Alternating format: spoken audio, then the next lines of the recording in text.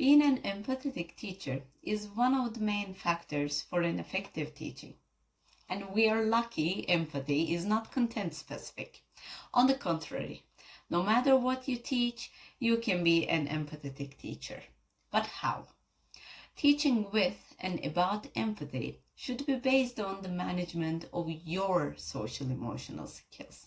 Your social emotional competence is important to manage your classroom, master the social and emotional challenges, teach with and about empathy, and build positive teacher-student relationships. Moreover, this is key to teachers' occupational well-being and positive student development.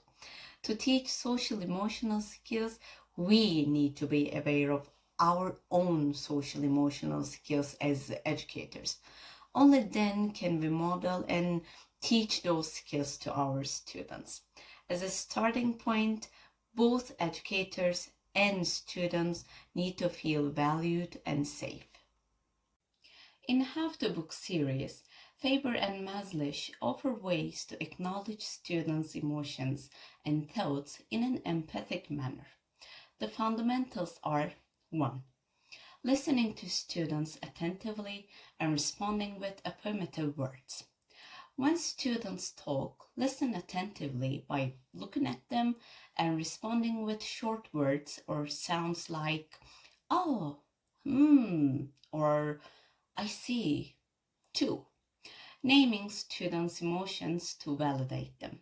When you respond, start by naming their emotions to validate them.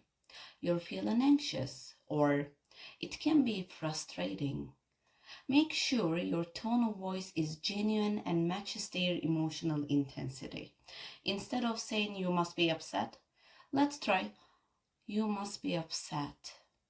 3. Acknowledging students' thoughts. While we often have a sense of how students feel, most of us find it hard to name more negative feelings and habitually avoid doing so. If you know why they feel a certain way, you can acknowledge their thoughts. You're really anxious about the upcoming test, or you didn't expect this to happen, you're disappointed. Feelings and thoughts can also be acknowledged in connection with the entire class group. Oh, I see a lot of frowns. I know learning this new material can be difficult and you probably feel a little bit lost right now.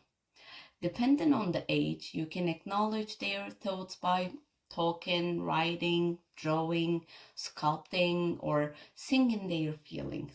Also, remember, all feelings are acceptable, and you don't have to agree with students' feelings to acknowledge them. Showing empathy is simply a way to demonstrate that you understand or are trying to understand how they feel and think.